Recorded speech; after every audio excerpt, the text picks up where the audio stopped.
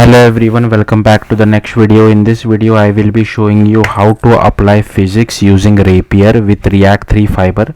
So yeah, let's get started. So this is what the tutorial is all about. So here you can see this entire playground which you see is one GLTF object. So I will tell you how you can apply different kind of physics to different parts of the same GLTF object as well.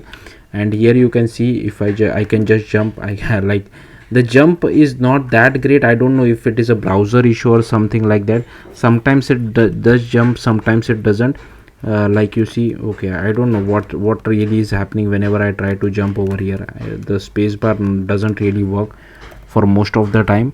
I'm not sure if this is a browser thing or some React.js thing, because I have tried to follow as much as I can. But here you can see I'm able to jump. Like sometimes I'm able to and as you can see I'm able to move the camera as well. So I'm just pressing the arrow keys, and with the help of that I'll just refresh.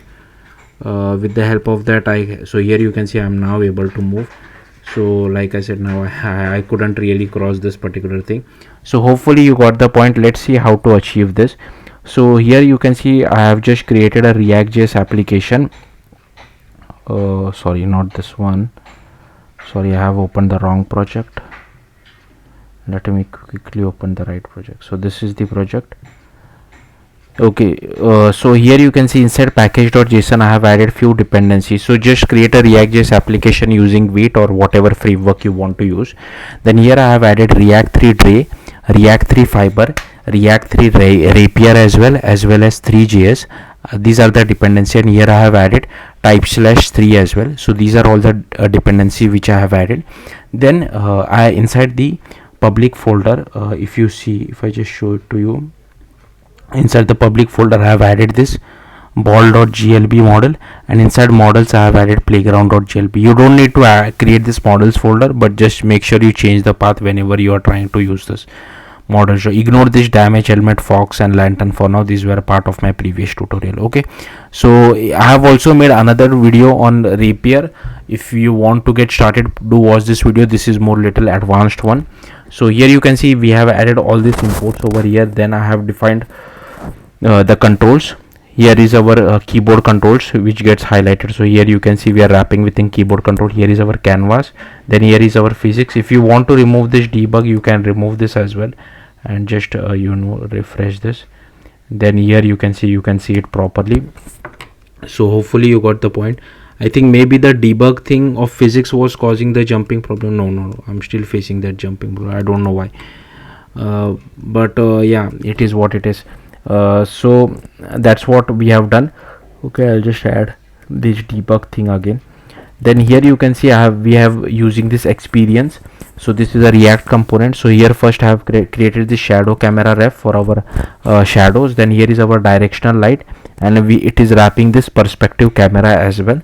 And here I have created another directional light. Here is orbit controlled ambient light. Here is our player, which is the cube. This is the playground, which I'll come at the very end because it is a complex GLTF model. Now there are two ways you can apply physics to a GLTF model. Like you can either if it is very complex, then you can I'll show you this code later on, but if it is simple, you can use this rigid body kind of a thing, type fixed colliders false sensor namespace position y equal to 5, and here is our cuboid collider as well. Okay, so hopefully you got the point. So if it is a this is the cuboid collider which we have added. All right, so why this is, so basically this is for in case we just we want to know whether we have fallen, right? So that's why we have added this cuboid collider as well. Okay, so if I just zoom out, here you can see this is the cuboid collider, the yellow color one. Alright, next here is our rigid body. So like I said, if you have a simple GLTF model, you can easily apply physics with the help of this particular thing. Alright, so this ball.glb is a GLTF model, so I can easily apply this. Now here you can see I have kept the colliders as false, and I have added my own collider. But if you don't want to do this, you can just remove this, and you can remove this as well, and it will I'll just zoom refresh, and here you can see it has added this collider, but this is not the one which I want. So you can just if you want to add your own collider as well, you can do this. So I don't know why IntelliSense is not working. So IntelliSense. So here you can see there are ball, cuboid, hull, tri-mesh. So I feel like tri-mesh is the best, but there are some performance issues with tri-mesh as well. So here you can see. So yeah, this is what it is. Anyways, I'll just revert it back to false, and I'll add ball collider, and here is our grid which you see every part of the UI. Then here I have defined movement speed, rotation speed, and jump force. Here is our player, and here you can see here we have created one RB camera target. Use keyboard controls. Here is our velocity vector in the air. I have defined some states, okay, and inside use frame I'm just moving our camera. Then here is for a velocity. Here we are moving the rotation velocity, and based on what you press we are just changing this particular thing. All right, then here you just do rb.correct set angular velocity and pass our rotation velocity comma true, and here then we define the Euler rotation as well, and then we apply the Euler rotation. This is for jump, and in case if it is not punch dot current, then we just set the linear velocity, and whenever we want to respawn we just use this particular code, so that whenever our player falls off the ground we use this. Then here is our scene.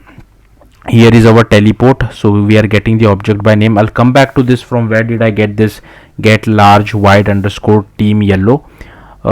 This is part of the complex playground GLTF model.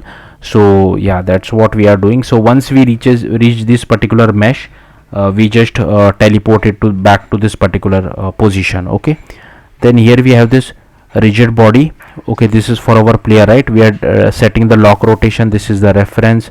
Whenever we enter any collision, so for ground, for swiper, I'll come back to this swiper as well later on, and on intersection enter, this is for our space or as well as for our get in. So depending on that we just call the appropriate functions. And here is our perspective camera. Here we have defined our mesh, and this is the ball collider. Now the important thing is this playground. Now like I told you, the playground is a very complex GLTF model, right?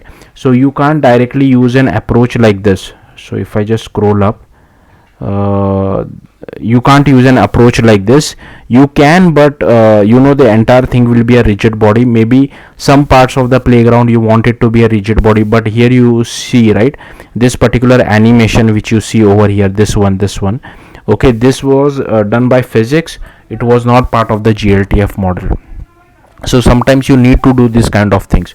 So first what I would recommend is, so you can try running this particular command, but there is an easier way which I will show you just after this. So here what I have done, like this command is not working for me. I got a very weird error, so I just gave up on this. So you have to run npx gltf gsx public / mod, wherever is your model located, playground, and whatever is your model name, and -o, and here you can just pass whatever component you want. I am not sure if it supports TypeScript, but try with gsx. Okay, I had to add my own types to this. Now from where did I get this? So if you see, there is a lot of code for this playground, right? So from where did I get this code?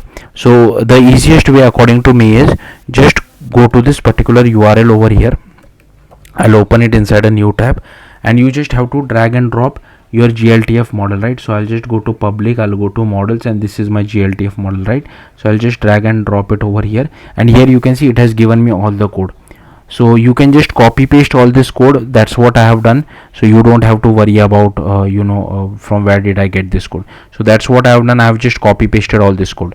Now once I have copy pasted, here you can see I'm getting this error. So there are some types related issue. I'll tell you how to resolve this issue as well. So I'll tell you now what extra code I have written. Once you have copy pasted the code, here you can see I have added this swiper, and I am setting the angular velocity. The swiper is basically this thing, this rotation which we are applying, right? This red color thing which is rotating. That's what this swiper is all about. And here you can see now I have moved the position a little. I have first identified this get in. So this is basically like I have repositioned it. So in your code you will see something like this only. Okay, so I have wrapped this with a rigid body, and the type is fixed. Name I have given it something, sensors and colliders as well, so that once our player crosses this, here you can see we will teleport. So this is the last part of our playground. So that's what I have done. So you'll have to identify now why we are getting this, right, this particular issue. So for this to get resolved, you just have to, I think, do something like this as 3.mesh.geometry. So here you can see same thing for all the other issues as well. I was lazy to do all that typecasting by myself. So if you are using TypeScript, you will have to do the typecasting by yourself. Next, the swiper as well, the swiper which I told you, right, this one, this rotating thing. So I have identified this. So here this is the swiper double team red. So you will see this group.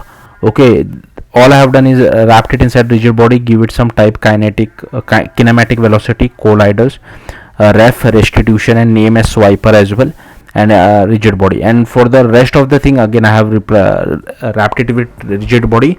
Colliders I have given it tri-mesh because there are different shapes. I can't really define the shape by myself.